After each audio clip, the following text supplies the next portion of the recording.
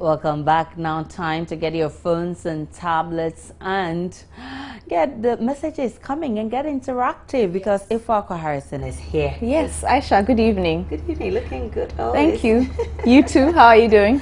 I'm okay. What are we talking about? What are we interacting the hottest issue, okay. I guess it's the president. Of course, the presidency of course. A second corrupt institution. Exactly, Are exactly. You surprised?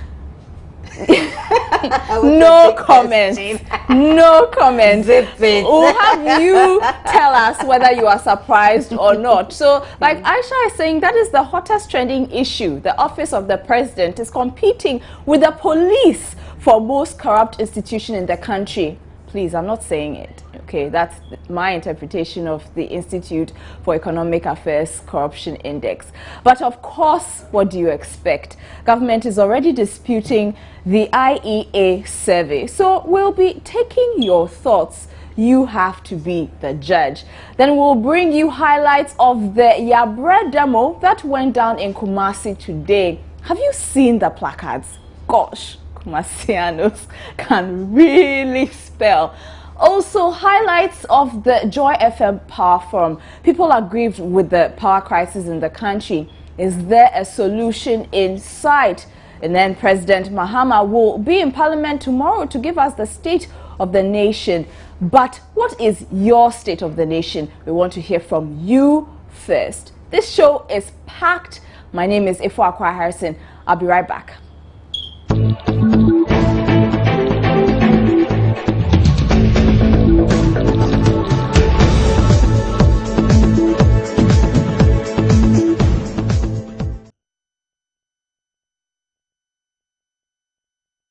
Join us via all our social media platforms. We're on facebook.com/Joy News on TV. You can also find us on Twitter at Joy News on TV or at GN Interactive GH. Alternatively, you can send your messages via email. It's joynewsim@multitvworld.com or via WhatsApp. 0540109009 is the number. WhatsApp is really buzzing. The number again is 0540109009. We will share, retweet, and broadcast your comments to the rest of the world. Our dear president is probably home, prepping to speak to the citizenry tomorrow. It is the annual State of the Nation's address. He could still be in the office though. You know, tomorrow is a big day. He would need to calm nerves, especially since we are in one of the worst power crisis situations the nation has seen in a while. But can he really assure the nation, since the latest IEA Corruption Index says Ghanaians supposedly say his office is the second most corrupt institution in Ghana, and number 2, right behind Men in Black, I mean the police. We have sampled some views. Because they have daughters and sons, they will eat. This time, no money in our pockets, so everybody is finding ways and means to get money. So I don't think they are corrupt. That is what people are saying. But to me personally, I'm not far of them, so I can't say much about them. When you talk of corruption, it started from the time of Adam. Even President Kufuor said it. And any citizen of Ghana is also corrupt, irrespective of where one goes to do business. Anyone who is rendering a service to you would like to have something from you. And the one who gives and the one who takes, they are all the same people. So I don't see why you should blame one institution or the other. Any citizen of Ghana, irrespective of where one is working, is corrupt. I totally disagree with what the IEA is saying. Yes, there's corruption in the country, seriously. But before then, let me say, does the corruption goes for only the police and the government institution and the office of the presidency? Let's look at the judiciary. Look at the ministry. Let's look at the state housing. I mean, all the institutions, they are all corrupt. But of course, the police are the first people to come to mind because we always interact with them. Anytime you go to a police station and go back home, you don't leave empty-handed. You know, you have to drop something definitely. Some corruption, we've been hearing the news. Maybe I don't have the eyes to see, but I have the ears to hear. So yes, they might be corrupt. But of course, coming back to the police service, let me say something that they have one of the best professional standards. Putting corruption, putting bribery away, compare Ghana police to other police services all over Africa, Ghana police is one of the best we have. I don't agree. Let me first take it one by one. Okay. If you talk about the police service, we see them to be corrupt because of the obvious, What is the obvious? I don't know. Tell me. You know how they get a 1 cedi from the drivers on the streets and all. But that is, if you're talking about real corruption, that is not corruption, I'm telling you. Because the amount of money they take from these guys is, I'm not saying what the police is doing is cool, but I'm saying that it's minor, really minor. Corruption is corruption, my dear. I know corruption is corruption, but I don't see the police, though they have a limit to it. Okay, we're talking about real. This is a whole IEA coming out with a whole research. We're talking about real embezzlement, and I don't think Ghana police. If you look at other police in other countries like India, they are the baddest. Okay, I'm not saying it's cool, but then it's really minor as compared to what other institutions are doing. Okay. Other institutions are really getting big bucks than what the police is getting from the people. Everybody thinks that, in quotes, that once you're a politician, you embezzle money or you're a thief. You thief taxes and stuff. Sorry for the word. But I don't think so. You see, they are ahead of issues. They lead things and they take the money to do stuff. So each time they are involved in money issues, it doesn't make them corrupt. Most of the time, they give the money out, for instance, to contractors for roads and stuff, and they actually chop the money.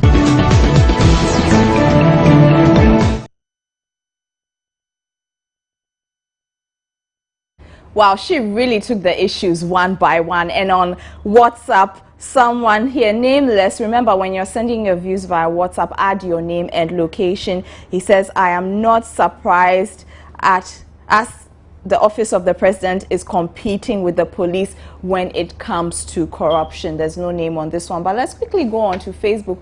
We posted your comments on there. We actually posted the article saying news office of the president ranks second most corrupt institution in Ghana. And John Asansero Abotism says, Ghana, it's difficult to do without corruption. Osajifo Yao Dramina says, whoever didn't know this before this ranking is either deaf and dumb. Wow, that's harsh. Saeed Hashim says, what else do you expect from these looters? Posterity will judge them. Halil Ahmed said, I wonder which one is first or will be first. Well, Halil, it's the police. Asia, when Alex says, has it gotten that bad? And so these are a few of your comments coming through on Facebook about the issue that, the office of the president is the second most corrupt institution in the country. Now, the government has already responded to that. Ghana News, we are not corrupt. Government challenges IEA to provide proof. And Emmanuel Ado says, and what shows they are not corrupt? While everything stares in their face, whatever they touch goes against them. In fact, this government is the most corrupt and worst government ever voted into power by Ghanaians. Ronald Yeboah says, the IDA group itself is corrupt and should not be competent enough to rate people or carry out a survey. Vincent Aibo says, of what use is our allowance if it is not paid on time? Should we fast while we wait our allowances? Which responsible parent will send their wards to work without ensuring that they have money to feed and go about their duties? It's the leadership and people in charge of the welfare service personnel saying they don't get paid. Okay, I think this is on a different issue, Vincent. Godson, final comment, is this government seriously asking IEA to provide evidence? Gosh, it's worse than I thought. They don't see their JIDA and SADA activities to be corrupt. I guess it's just a normal way of life for them then. I guess we can't expect them to change their ways because they do not see their wrong as wrong. Maybe we ought to change them. So that's a long one coming from Ghana's Sun. Well, if the Wongbo demonstration encouraged the president to do something fast about the energy crisis, then I guess the Yabre demo in Kumasi will ginger the president even more to better the plight of Ghanaians. After all, he told Ghanaians living in the Gambia that he needed that kind of motivation. So what exactly did the residents of the Garden City have to inspire the president? Let's have a look at our second video blog.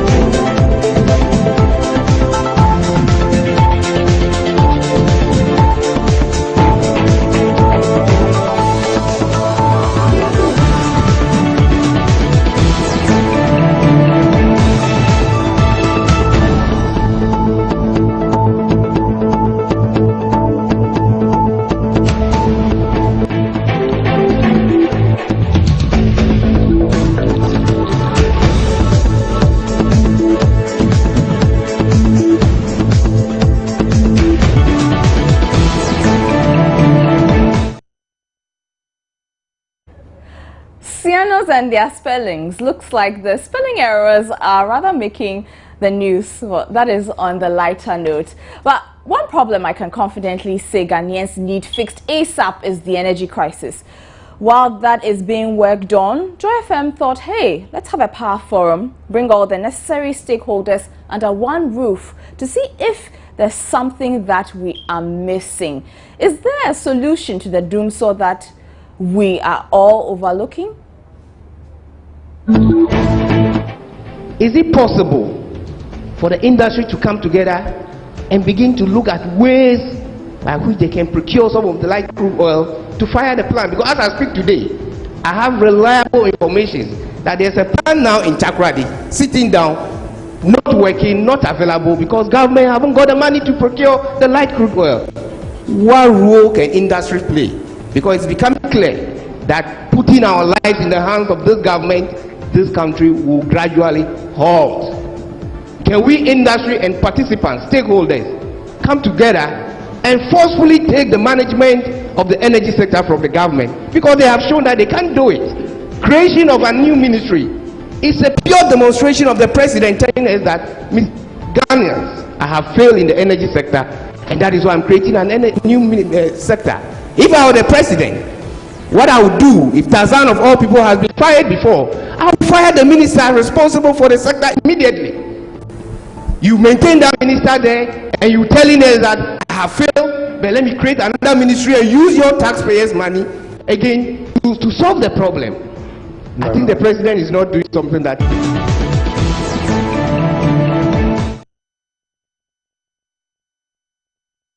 If he were the president. Anyway, let's move on. Remember the UCC Girl? How can you forget so soon about her raunchy videos that caused a stir on social media last week? Since then, she released a video saying she shot the videos herself. A whole lot of issues coming out of that one. Anyway, apparently the SRC presidential aspirant cannot be found on campus. Joy News checks reveal she has been checked into a hospital for psychological evaluation. Lord Edu Asare has been talking to Ani Osabute, who has the details. The Public Affairs Department of the University of Cape Coast, and I spoke to the head in the person of Major Retired Kofi Bambintum, and he told me that the lady is not on campus, but she's not gone missing. She's with her parents, and one of the reasons was that she leaked the video, which obviously was quite shocking to a lot of people. She herself came out to say that she leaked the videos herself, Now, it raised a lot of questions, especially to when she was contesting for Student Representative Council position. So the point is that she's been checked into a medical facility, and so they are taking her through a lot. They are trying to sort of give her medical attention because they don't believe that she did that particular thing out of her own free will, that something might have triggered that. When I spoke to him, the last time we spoke, they talked about setting up an investigation, a commission to investigate that. This afternoon, he confirmed that indeed that particular committee has been set up, and it comprises mental health professionals, so who are going to really examine the whole thing. So I get a feeling that they're going to speak directly to the parents of the girl to go into a medical history to find out exactly what warranted the reason why she did that. So this means that it's not a case of she offending the school, so it's not a matter of sanctions? No, not at all, because he actually told me, for example, I asked him a question about the potential damage to the university's image, and he said, well, you can't say the university image has suffered in any way, because they have over 15,000 plus students, and if one of them unfortunately are going through a particular thing like that, you cannot say the university, especially to when they are adults and they are responsible for their own upkeep and all of those things. Does that mean that she has a clean history with the school? Because if they're going to do this with every student that happens on campus, wouldn't they raise some kind of suspicions? No, if for now you can't say that. If the university authorities themselves have come out to say, for example, that she's been checked into a medical facility or she's receiving attention, then obviously it is not something that she willingly did. Because if she did, then obviously there are consequences to that. Because, for example, in one of the videos I personally saw was in Casford. I was at the University of Cape. I was in Casford. Casford is purely male dominated or pure all male, okay?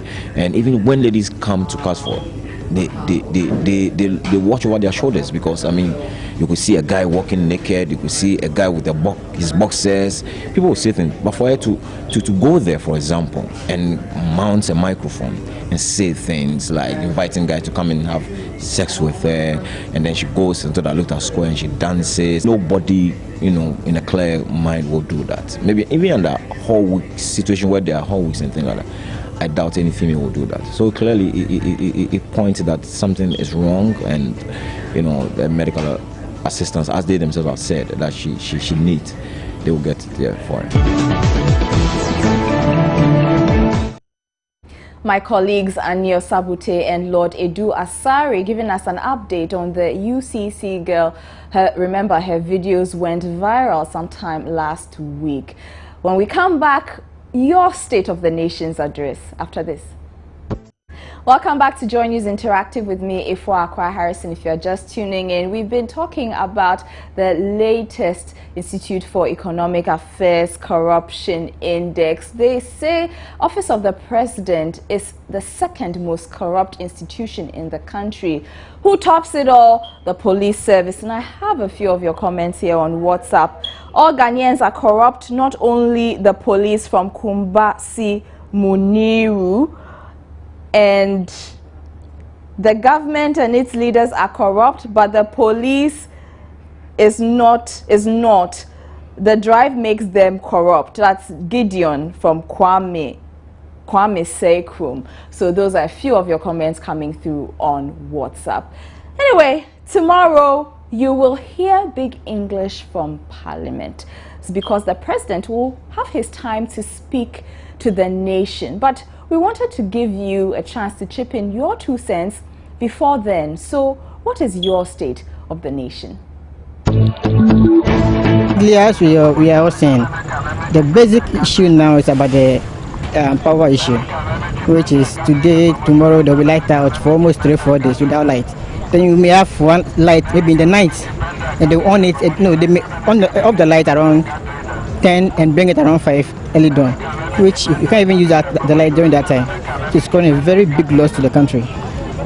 That's the basic issue for now. The state of the nation is not that good, but it's not worse, because when I look at the economic situation for now, it's not good for us. I think the president has to quit the doomsday thing, because for instance, I'm in school, and sometimes you'd have to go to let's say the library and study.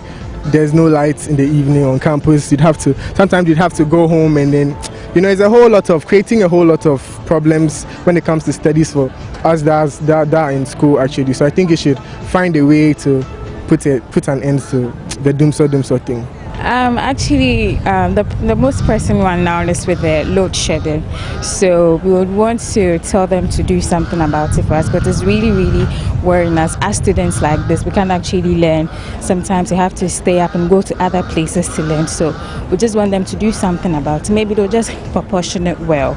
So maybe we'll have 24 hours of light and 12 hours of blackout. I think that would be very, very good for us. And we've been asking you on social media what you're expecting, and Francis Chumesi is saying that the president will launch his famous Yenti Obia track with a new Al-Qaeda dance. Emmanuel Kwabna Abu says, John Mahama, thank you. We already know the state of the nation. It's all about doomkra and corruption. Okay. Nana Adramante says, what again have you got to tell us? Hashtag JDM. Oh! Then I believe the whole Ghana will have lights tonight so we can listen to you. Nana Adra, it's tomorrow night. Anyway, let's go over to Lord Edu Asari. He has what's trending.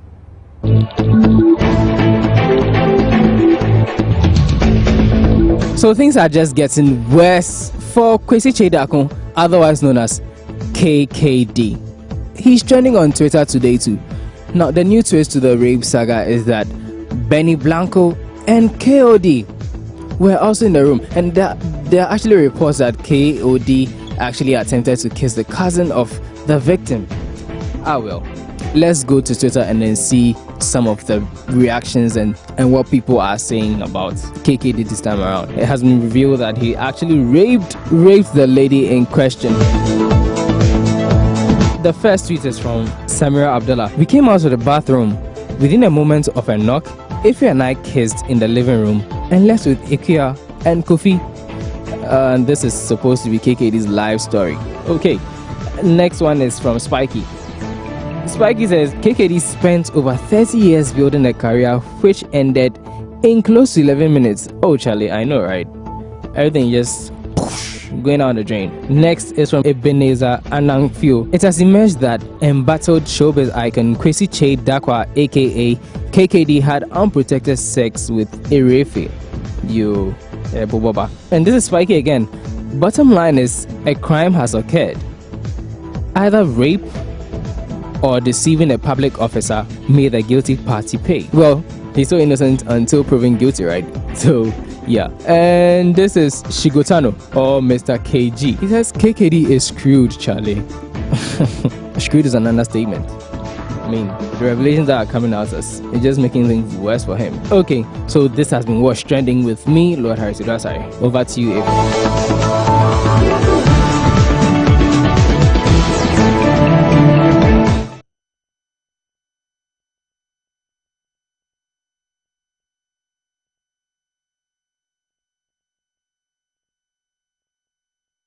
A few comments let me just share. I sometimes smile when I hear people in Ghana say Ghana police is corrupt. Just come to Ivory Coast, board a transport bus and move for about 10 miles and you will see how police here take money from passengers who have no ID cards on them. Adam Sulemana from Ivory Coast. Let's quickly take a look at the picture of the day. Aisha, welcome back. And that's our picture of the day. And God said, let there be light, but a certain John Mahama no light. No. But a certain John Mahama no light. No light. It sounds like I see a donkey chase state where Kwasi